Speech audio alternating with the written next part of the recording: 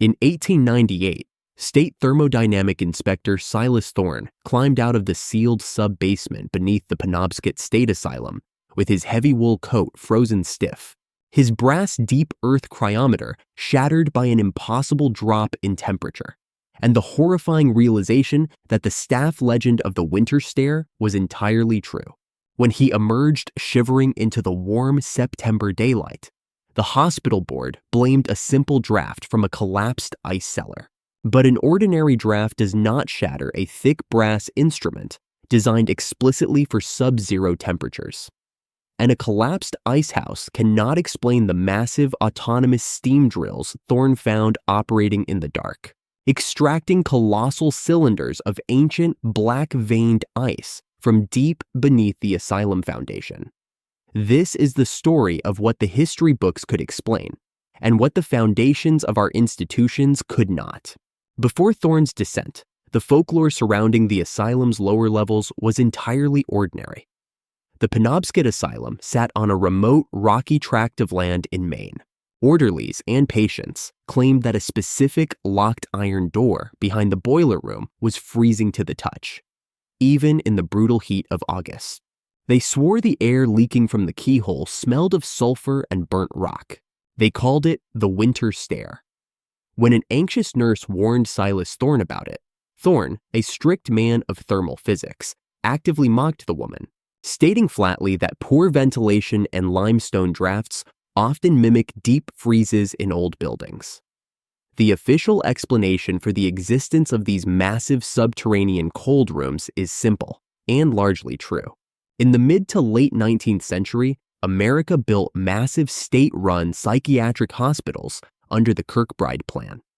Because these isolated campuses housed thousands of people, they required immense logistical support. Before the invention of reliable electrical refrigeration, the 19th century ice trade was a booming industry. Massive, deep earth ice cellars were dug beneath institutions to preserve food and medical supplies year-round.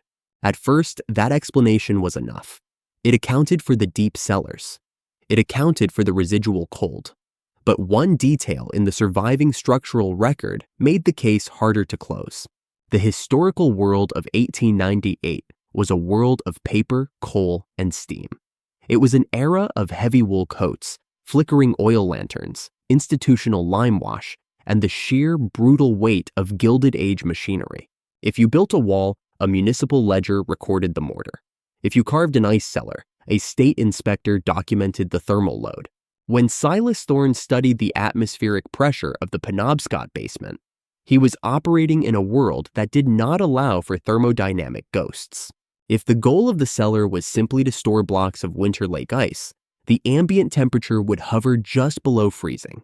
Yet, the forces below were exhibiting an aggressive, violent thermal drop far beyond natural storage capabilities. Silas Thorne was not the kind of man who mistook a cold draft for a miracle. He was 47 years old, a veteran inspector for the state, responsible for evaluating the heavy heating and cooling infrastructure of massive public buildings. His younger sister had died of exposure during the Great Blizzard of 1888. Because of this, Thorne was quietly, deeply terrified of the cold. He viewed his profession as a way to control and contain freezing temperatures through science. He continuously checked ambient heat by reading a heavy brass deep earth cryometer, trusting thermal physics over human observation. He wrapped his delicate brass measuring tools in thick flannel cloths every evening, needing rigid order to feel safe.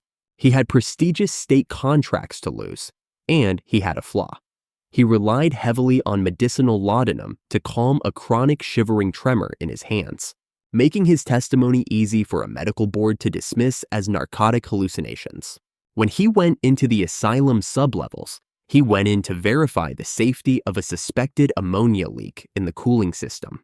The descent happened in clear, terrifying stages. First, he walked through the ordinary damp boiler room, smelling of coal ash and wet brick. Second, he reached the heavy iron door the staff called the winter stare. Prying the lock, he stepped into a restricted gallery where the sensory details immediately changed. At the third stage, The structural brickwork was crusted in a thick, unnatural white rime frost. At the fourth stage, he noticed the physical anomaly. The temperature plummeted violently, and the air smelled distinctly of sulfur and burnt ancient rock, entirely alien to the coast of Maine. At the fifth stage, the local rumor stopped being a joke. The freezing air pulsed with a rhythmic, mechanical thud, the unmistakable vibration of heavy steam machinery operating far below the foundation. And then came the sixth stage, the instrument contradiction. Thorne pulled out his heavy brass cryometer to measure the impossible thermal drop. The mercury plummeted so fast that the thick glass and brass housing audibly cracked. With a sharp, violent pop, the instrument shattered in his hands, destroyed by a sudden drop toward absolute zero.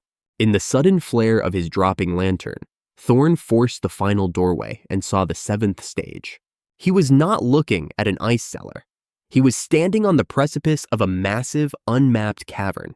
Below him, heavy autonomous steam drills were biting into a deep, ancient glacial rift, extracting colossal cylinders of ice. And the ice they were pulling from the earth was perfectly striped with thick, black veins of volcanic ash. After Thorne returned to the surface, he suffered a quiet consequence. He refused to ever let a fire die out in his home. He insisted on sleeping in a suffocatingly hot, sealed room every night, terrified of the cold, and obsessively mapped his own foundation. But that was only the official version of his decline. The first problem was small enough to ignore. Then, the same detail appeared somewhere else. The record does not become strange all at once. It becomes strange by accumulation. Decades later, in the 1980s, an architectural archivist attempting to clear out old municipal files stumbled across Thorne's fractured paper trail. The file was a mess of dirty realism. She found Thorne's handwritten thermal calculations scribbled on the back of a stained coal delivery receipt. The date and the description of the shattered brass cryometer were undeniably clear. That should have ended the matter. It did not. The second discovery was physical. The archivist located an 1898 shipping manifest. It listed heavily guarded deliveries to the Penobscot Asylum site. The cargo was not lumber or medical supplies. It was tons of heavy industrial steam drilling equipment and deep earth core extractors. Then the same detail appeared again. The third clue was an absence. When the archivist tried to pull the original master blueprints of the deep foundation beneath the main asylum, she found an empty folder. The catalog entry for the lower architectural wings had been carefully crossed out in red ink. The fourth piece of evidence shifted the entire scope of the mystery from local folklore to global history. To understand what the drills were extracting, you have to look at the ice. In the year 536 AD, a massive, undocumented volcanic eruption blanketed the northern hemisphere in a suffocating ash cloud. The sun disappeared for 18 months. Summer snows fell, crops failed entirely, and historical records across the globe went utterly silent. It is widely considered by modern historians to be the worst year to be alive in human history. Modern science only confirmed this exact date recently by extracting deep ice cores from ancient glaciers. Because ice traps atmospheric fallout perfectly, the year 536 AD is visibly marked in deep ice by a thick, undeniable layer of black volcanic ash. At this point, the story was no longer about one surveyor. The central object returned. While cross-referencing international institutional budgets, the archivist found a rejected equipment ledger from a completely different state inspector in Ohio in 1912. The inspector was requesting the state replace a tool broken during a routine sub-level asylum inspection. The item listed was not just broken, it was described exactly as a thermally shattered brass cryometer. The anomaly had spread. And then came the visual scale moment. Frustrated by the missing main files, the archivist plotted the American asylums that had received the industrial steam drills on a map. From the ground, they were just brick hospitals. On the map, it became geometry. Over 3,000 massive state facilities built across America, seem to cluster perfectly over known deep earth permafrost zones and ancient buried glacial rifts. The skeptical explanation is entirely plausible. It is, in fact, the most likely reality of 19th century capitalism. The ice trade was incredibly lucrative before modern refrigeration. Corrupt asylum directors likely ran illegal commercial ice mining operations in their basements to line their own pockets. Shifting, pressurized ice can easily snap or crush delicate surveying instruments. Silas Thorne was heavily reliant on laudanum. He may have hallucinated the black veins in the ice. The safer explanation is possible, but it is not complete. That would explain illegal ice mining, but it does not easily explain why the ice they were extracting was filled with black volcanic ash, making it completely useless for commercial sale or human consumption. That would explain a broken instrument, but shifting ice crushes brass. It does not cause the glass and metal to violently shatter from a sudden, impossible drop in ambient temperature. The official explanation solves the easiest part of the case. It does not explain the pattern. The next clue was not dramatic. It was worse. It was administrative. The archivist pushed deeper into the records, looking for the state review of Thorne's inspection. She found a municipal archive drawer bearing the exact state seal and label she needed: Penobscot Thermal Diagnostics, 1898. The handwriting on the label matched the clerk's usual script, making it look perfectly ordinary. But when she opened the drawer, it contained only blank, sealed envelopes. A library stamp on the inside lid showed that Thorne's report was received, logged into the system, and then quietly withdrawn. Nothing in the margin accused anyone of hiding the truth. It only showed that someone had touched the record after the fact. The clue did not look like evidence. It looked like paperwork. Connect the clues and a difficult pattern emerges. The 1898 shipping manifest for industrial drills. Similar descriptions of oversized, heavily freezing subterranean foundations appearing in the historical records of multiple states. Identical broken instruments in Ohio. And repeatedly, though not universally, the deepest foundational blueprints of these massive institutions were the ones missing. If the surviving fragments are accurate, the case points to something larger. The mystery reaches its darkest point when you reconsider the primary function of these buildings.